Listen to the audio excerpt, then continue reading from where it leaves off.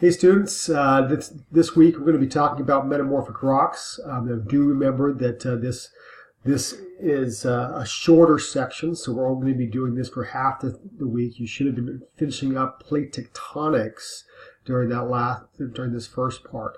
So if you didn't finish up the lecture slides from the last time from the plate tectonics section because of the exam and everything that we had going on last week, go back and do that first before you start moving into metamorphic rocks. Okay, so this is a little bit shorter, but it will go on to next week a little bit, to a little bit more detail as we go into some of the other materials.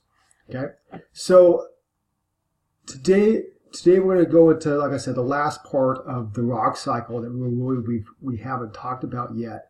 So far, we've talked about igneous rocks and how igneous rocks are usually from molten forms, right? Then you have the sedimentary rocks, or rocks that were once in a solid form, broken up down and then formed back into a solid form, whereas the igneous went from the molten to the solid form. And then metamorphism is a little bit different. Metamorphism is basically the changing of a rock, either a solid rock or any solid rock really, and it never actually goes into the molten form, so it doesn't melt. You think of it as something that is either changing ductily or there's some kind of a solid state change. Okay, so it's either a solid state change or a ductile change. Ductile kind of like plastic, where it kind of shifts or changes to something else because of that added pressure or heat.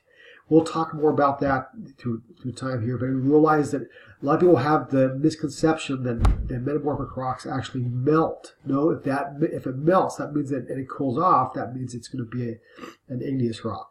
Okay, so it's actually, metamorphic rocks do not melt. They either go into what we call a solid state form, where the actual grains will grow or change because of pressure and heat, or they'll do what we call a ductile form, where they change kind of like a plastic. Okay, like if you had a plastic, I don't know, something plastic. I'm doing this from home today, so like a plastic band or a plastic marker. Or here's a marker right here, right? So as I bend it here, it's actually a little bit ductile, okay, as it bends. And so that would be an example of a ductile change. But that ductile change is more permanent, and that's why we have what we call metamorphic rock. Okay, so metamorphism itself, the actual word metamorphism, it literally means the changing of form. Okay, so think about like a caterpillar going into a butterfly. It's changing from that, it's changing its form. And the same thing happens in a rock as well. It's that literal change of a rock. So it has its texture changed, even its mineral composition changed a little bit over time as the materials flow through the system. Okay, so basically, if it's changed, that means it's come from some kind of initial form. Sometimes we call it a parent rock, or the more scientific term is what we call a protolith. Okay, what it was before. Proto meaning before, lith meaning rock, right? Okay, so the protolith. And so as these rocks undergo heat and pressure, that parent rock will change due to its change in its conditions. Now, this picture here is where we have metamorphic rocks in our Earth today. Okay, not our Earth, so on our surface today. Now, one of the things you'll notice now, if a rock has to change, it has to have lots of heat and lots of pressure. Where can that happen in the Earth? Now, if you remember talking about from plate tectonics, we need all this movement of plates back and forth. And so if you start burying stuff, it's going to actually have lots of heat, because as you go down, you get more and more heat, but also a lot more pressure as you put that material on top of it, right? So metamorphic rocks really only form in deep underground. Okay, really deep underground, the cores of mountains, or places where there's a lot of heat. Okay, and so to have metamorphic rocks at our surface means that something's different, because those rocks had to have been first underground, deep underground, or in a hot location, and for it to be now on the surface means that there's some missing information.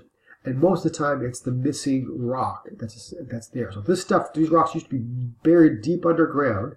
For example, in the Appalachians, we have these rocks down here, okay, were once a lot bigger mountain belt. But as it slowly eroded away, this other material rose to the surface, which is the metamorphic rocks, and they are now exposed. And they're exposed all the way throughout the Piedmont and through the Blue Ridge Mountains. You can find a lot of metamorphic rocks throughout North Carolina.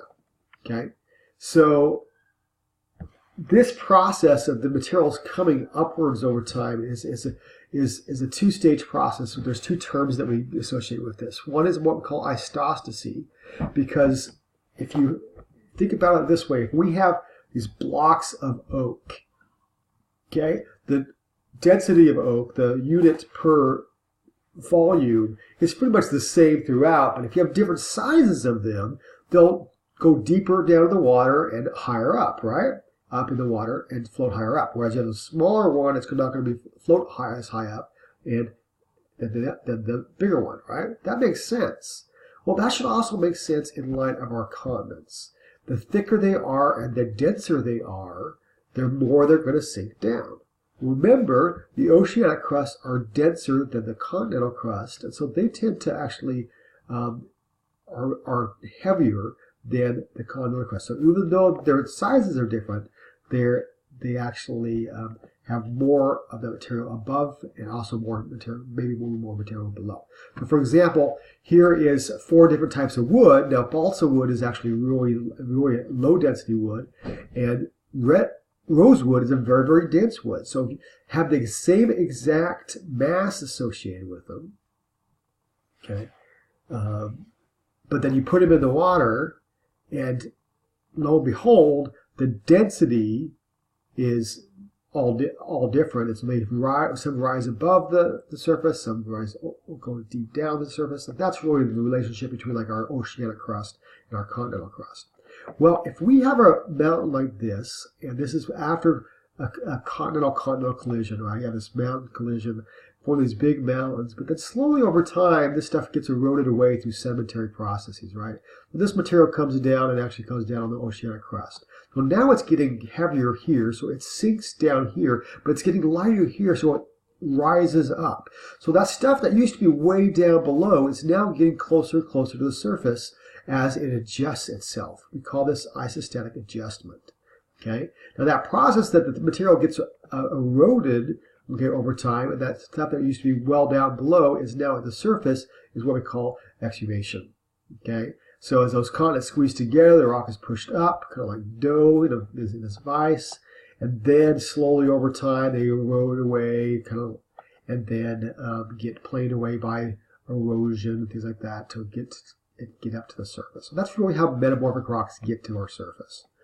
And this is why, if you looked up before, we had up this top one here, we had all these metamorphic rocks way up here. What this really means, this is really old crust. This is crust that came together a long time ago, smashed in together as the continents were forming, and they're leftovers of these old kind of crusts, and they're usually almost always metamorphic. Okay, because they were used to be deep down underground, and now they brought to the surface. In reality, if you go anywhere in the world, and there was a mountain at that location at some time, right? There was a mountain at that location, because when we first started off our planet, it was all just one big ball of magma in a sense. But slowly, over time, as the magma would differentiate, we started forming continental crust and oceanic crust. And then as that continental crust kept colliding in with each other during these continental collisions, they started basically forming what we call those terrains. Remember when we talked about this in plate tectonics, when they had portions of like island arcs and stuff like that slam into the coast to form a bigger continent? Well, that's really how all of our continents formed. And so these old, what we call shields, or sometimes we even call them cratons, are the old portions of the continents that are left over from past collisions. They're littered with metamorphic rocks. It's probably one of the most common places where you'll find metamorphic rocks today is in these shields. Okay, these are some examples of where the largest shields are today. Okay, So metamorphic rock, as we already suggested, right, is it's from that change or that changing in form. So you can get a rock like this. This would be a shell. If you remember from the sedimentary rocks, it's these muds, the fine-grained muds and things like that. This probably has lots of silica in it, and because it's red, probably has a little bit of iron and also some other elements in there as well, right? Well, if you actually put this rock underneath a lot of pressure and some heat, some of those the actual elements within inside this rock will start to move within the rock a little bit, and the crystals will start to grow. Now, as the crystals start to grow, this is what we call the metamorphic process. And these different metamorphic processes can include lots of different processes like recrystallization, what we call phase changes, metamorphic reactions, some metamorphic pressure solution, and plastic deformation. We'll go through all of these real quick. But the point comes is this rock here, which is what we call the protolith, or the rock that it was before it was a metamorphic rock, the sedimentary rock, then afterwards, after the heat and pressure, it can now become this, what we call garnet schist. Okay? And we'll talk a little bit more about how we classify these, but this rock changed into this rock, just like that caterpillar changes into the butterfly. Because of heat and pressure, the actual elements within this rock can recrystallize into other minerals and form what we call a metamorphic rock. Okay. So here's some of these processes and the examples of this. So recrystallization, first of all, is that change of shape of the size of the certain mineral grain. So you can have these tiny little crystals like this, maybe in a rhyolite or some other igneous rock, or even into a sandstone, right? And then as you heat it up, all that material will actually change a little bit and recrystallize into larger new grains. And so we have this prolith that might have been like a quartz sand, or maybe because it's so light here, maybe it was a rhyolite or something like that. And then those tiny clasts or tiny grains can then slowly change into this one that has these larger grains. And I'll show you examples of these later, but this is what we call recrystallization. The next one is what we call a phase change. And these phase changes are basically changing bonding structures, usually. And so a great example of this is diamonds. So if you get pure carbon, not coal, coal's not pure carbon, but if you got pure carbon and then pressurized it, forcing the bonds of the carbon to go into these stronger covalent bonds, now you can get something that we call going from one phase to another, or a transition from one mineral to another based on just chemical bonding. And phase changes are usually a transformation from one mineral to another, or you can also, sometimes we call phase changes from one phase to another, for example, like from a liquid to a gas, or a gas to a solid. But this, in metamorphic rocks, we consider this the same thing. We're basically changing the crystalline structure of the rock due to the pressure changes. Okay, so a great example, carbon to diamond. Next one here is these metamorphic reactions here is when the atoms separate from the original bonds that they had and then rebond to form new minerals. Okay, we often call these metamorphic minerals. Like garnet is a great example of one. Garnet usually doesn't form unless it's underneath a lot of heat and pressure. Okay, so it's a diagnostic metamorphic mineral. Okay, and so it could have come from that clay quartz from maybe a shell or something like that, but as you squeeze it and something like that, those elements are going to change and move, and then you can start getting into things like quartz, garnet, micas, and form this new metamorphic rock. So going from the protolith, or what the rock was before, the shell, into that more metamorphic rock, or maybe like a schist or a gneiss or something. Now, pressure solutions, the same thing. That basically, what you're doing here is you might have these spherical grains, but as you smash it together and pressurize it, those grains can now kind of stretch out and change a little bit into what we call these elliptical grains. Okay, so that'd be a pressure solution. The last one might be your plastic deformation. Well, as mentioned, you have these spherical grains, and it doesn't really want to actually bend very much or actually dissolve very much, and so instead it actually starts to ductilely flow or change, so we get from what we call these spherical grains to these elliptical grains, right? So we're going to stop there for this little unit, and we'll come back together to finish this off, where we talk about the different ways that it changes.